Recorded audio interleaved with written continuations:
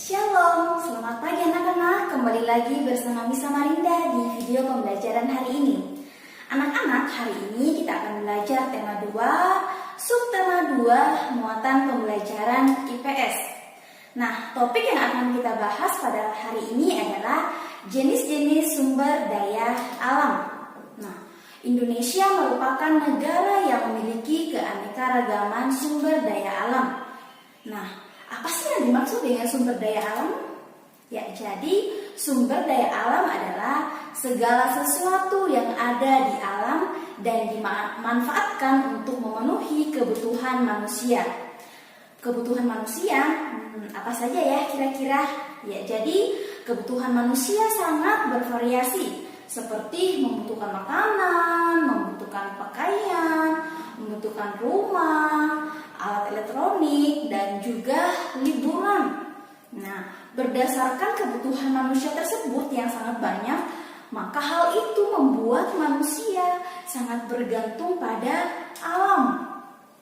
Berdasarkan ketersediaannya, sumber daya alam dibagi menjadi 2 jenis. Yang pertama, ada sumber daya alam yang dapat diperbaharui dan sumber daya alam yang tidak dapat diperbaharui. Nah, anak-anak, ada yang tahu tidak apa itu sumber daya alam dapat diperbaharui? Ada yang tahu? Ya, jadi sumber daya alam yang dapat diperbaharui adalah sumber daya alam yang dapat dihasilkan kembali melalui kegiatan pelestarian. Nah, sumber daya alam yang dapat diperbaharui dibagi lagi menjadi 2, yaitu sumber daya alam hayati dan sumber daya alam non-hayati. Nah, sekarang coba anak-anak perhatikan gambar berikut ini. Gambar ini termasuk jenis sumber daya alam apa? Apakah jenis sumber daya alam hayati atau sumber daya alam non-hayati? Ada yang tahu? Ya, jadi gambar hewan dan tumbuhan ini adalah jenis sumber daya alam. Ya, benar sekali, sumber daya alam hayati. Ya, sumber daya alam hayati adalah sumber daya alam yang berupa makhluk hidup. Contohnya tadi seperti hewan dan tumbuhan. Nah, ciri-ciri sumber daya alam hayati adalah dapat tumbuh, dapat bergerak, dapat berkembang biak, bernafas, dan juga memerlukan makanan. Nah, usaha pelestarian yang dapat dilakukan misalnya melakukan sistem tebang pilih, reboisasi atau penanaman kembali, membuat penangkaran, hutan lindung, cagar alam, dan juga suaka marga satwa. Nah, sekarang anak-anak coba perhatikan lagi gambar berikut ini. Apakah gambar ini termasuk jenis sumber daya alam non-hayati? Ya, benar sekali. Jadi, air merupakan contoh dari sumber daya alam non-hayati. Air merupakan sumber daya alam yang dapat diperbaharui karena mengalami siklus yang terus berulang, yaitu siklus air. Salah satu manfaat air adalah sebagai pembangkit listrik. Nah, sumber daya alam non-hayati yaitu sumber daya alam berupa benda tak hidup. Contohnya ada air, ada udara, dan juga sinar matahari. Nah, usaha pelestarian yang dapat dilakukan adalah menghemat penggunaan air, melakukan kegiatan penghijauan, serta tidak membuang limbah ke tanah maupun ke saluran air.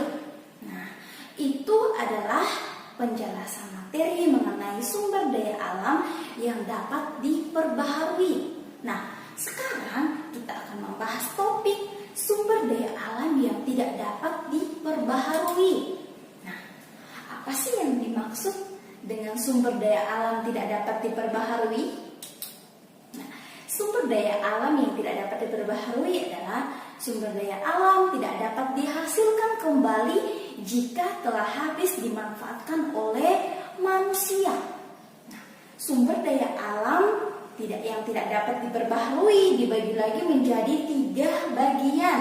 Yang pertama itu sumber daya alam energi, sumber daya alam mineral logam, dan juga sumber daya alam mineral non-logam.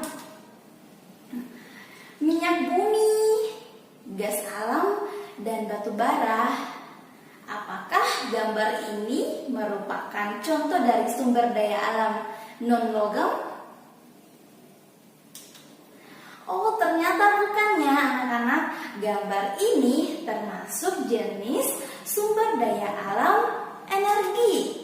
Nah, kalau sumber daya alam logam, kira-kira contohnya apa ya? Ada yang tahu? Ya, contoh sumber daya alam mineral logam antara lain ada besi, ada nikel, ada seng, ada timah, emas, dan juga perak. Nah, kalau sumber daya alam mineral non-logam, contohnya yaitu belerang, ada batu kapur, ada granit, ada asbes, ada mermer, dan juga pasir kuarsa. Nah, anak-anak, dari 3 jenis sumber daya alam tersebut, kita tahu bahwa sifatnya tidak dapat diperbaharui. Oleh karena itu, kita harus menghemat pemanfaatannya. Nah, salah satu contoh sikap menghemat penggunaan sumber daya alam yang tidak dapat diperbaharui adalah memanfaatkannya dengan bijaksana. Ya, walaupun tidak dapat membuatnya kembali, namun manusia dapat mengolahnya kembali sumber daya alam jenis ini menjadi benda lain yang bermanfaat. Misalnya, besi tua dapat diolah menjadi pagar atau kursi. Ya. Nah, oke, anak-anak, baik. Itu adalah penjelasan materi mengenai sumber daya alam beserta dengan jenis-jenisnya, kemudian juga dengan contoh-contohnya. Nah, demikianlah pembelajaran hari ini. Sampai bertemu di video pembelajaran selanjutnya. Shalom.